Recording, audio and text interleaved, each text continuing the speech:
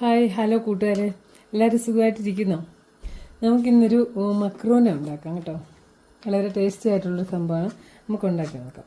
എങ്ങനെയാണെന്ന് വെച്ചാൽ എൻ്റെ വെള്ളം വെച്ചിട്ടുണ്ട്. അതിലേക്ക് നമുക്ക് ആവശ്യത്തിനുള്ള ഉപ്പിട്ട് കൊടുക്കാം. മക്രോണിക്ക് ആവശ്യമുള്ള ഉപ്പിട്ട് കൊടുക്കാം കേട്ടോ.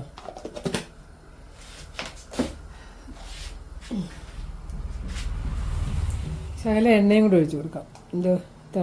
വെന്ത് വരുമ്പോൾ ഒട്ടിപ്പിടിക്കാതിരിക്കാൻ വേണ്ടി. ഇപ്പോൾ വെള്ളം നല്ലപോലെ തിളച്ചിട്ടുണ്ട്. നമുക്ക്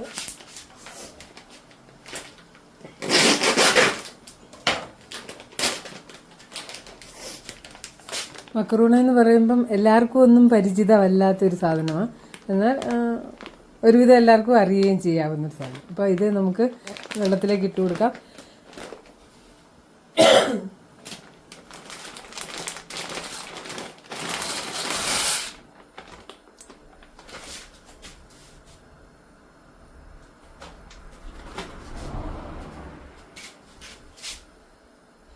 അത് വെന്ത് വരുമ്പോഴേക്കും നമുക്ക് ഇനി ചേർക്കേണ്ട സാധനങ്ങളും കൂടെ ഉണ്ടാക്കാം.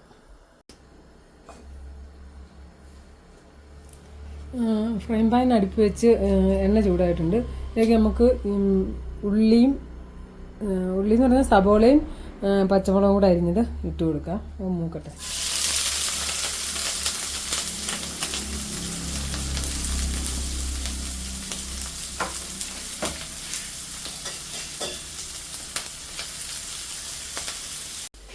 അപ്പോൾ സവോള ഇങ്ങനെയൊന്ന് വഴന്നു വന്നിട്ടുണ്ട്.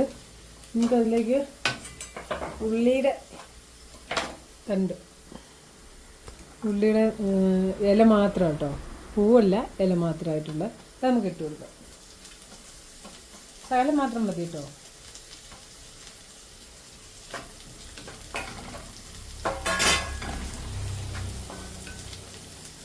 അത് വഴന്ന് വന്നിട്ടുണ്ട്. നമുക്കതിലേക്ക് ഒരു മസാല ഇട്ട് കൊടുക്കാം. ഒരു സ്പൂൺ മുളക് പൊടി ഇട്ട് കൊടുക്കാം. ശകലം മഞ്ഞൾപ്പൊടി അത് ഇട്ട് കൊടുക്കാം. ശകലം ഗരം മസാല ഇട്ട് കൊടുക്കാം.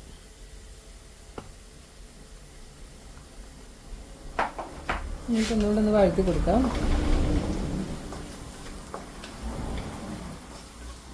മുളക് എരിവിന് ആവശ്യത്തിന് ഇടാം കേട്ടോ. പച്ചമുളക് ഇട്ടിട്ടുള്ളതുകൊണ്ട് കുറച്ചേ ഇട്ടിട്ടുള്ളൂ എന്നേ ഉള്ളൂ. ഇതിലേക്ക് ഒരു മാജിക് ക്യൂബ്സ് ഇട്ട് കൊടുക്കാം.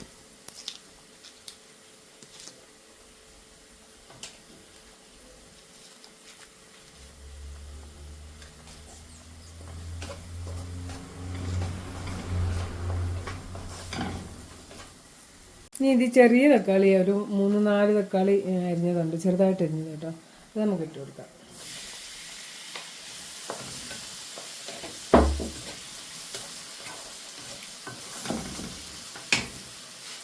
തക്കാളി ഒന്ന് മെൽറ്റാകാൻ വേണ്ടി ഒരു ശകലം ഉപ്പിട്ട് കൊടുക്കാം.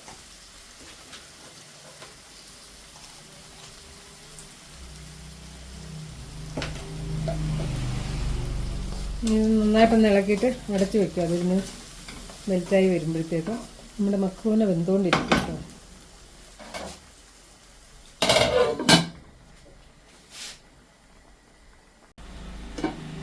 നമ്മുടെ മക്രൂണ നന്നായിട്ട് വെന്തിട്ടുണ്ട്. നമ്മൾ തക്കാളി എല്ലാം വഴുത്താൻ വെച്ചത് നന്നായിട്ട് മെൽറ്റായി വരുന്നുണ്ട്. നമുക്ക് മക്രൂണ ഞാൻ ഊറ്റി വെച്ചിട്ടുണ്ട്. അത് നമുക്ക് ഇതിലേക്ക് ഇട്ട് കൊടുക്കാം. ഇട്ട് നന്നായിട്ടൊന്ന് ഇളക്കി കൊടുക്കണം.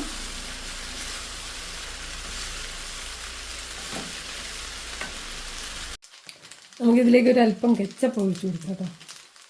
അതായത് തക്കാളി പേസ്റ്റ് അല്ല, തക്കാളി കെച്ചപ്പ്.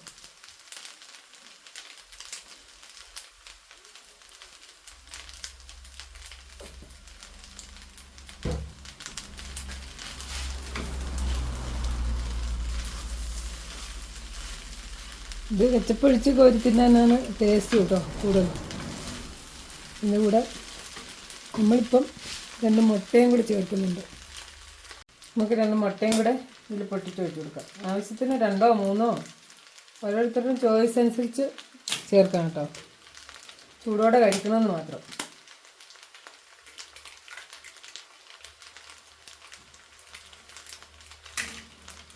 എന്നിട്ട് നന്നായിട്ട് ഇളക്കി കൊടുക്കാം.